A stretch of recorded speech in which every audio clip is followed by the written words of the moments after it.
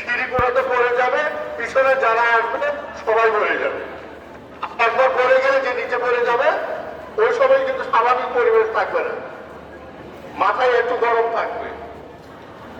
তখন দেখতে পাওয়া যে যতগুলো লোক নিচে পড়ে গেছে সবগুলাই মানে মৃত্যুবরণ না করলেও মৃত্যুর কাছাকাছি যাই এরকম আহত হয়ে যাবে।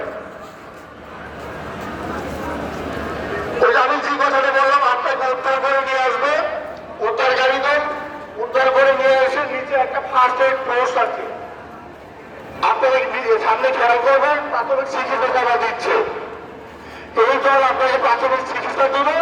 যদি প্রাথমিক চিকিৎসা দেওয়ার পরে আপনার অবস্থা ভালো না হয় তাহলে আপনাকে হাসপাতাল প্রেরণ করবে।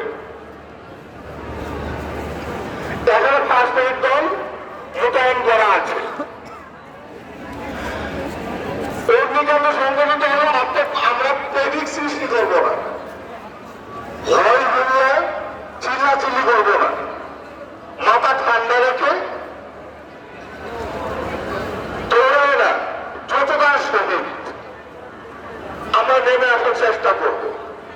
আমরা যখন নেমে আসবো তখন ভুলেও আমার কোনো মূল্যবান জিনিস থাকতে পারে আমার কর্মক্ষেত্রে, সেটা আনার চেষ্টা করবো না। তার কারণ ওই মূল্যবান জিনিসের থেকে আমার জীবনের মূল্য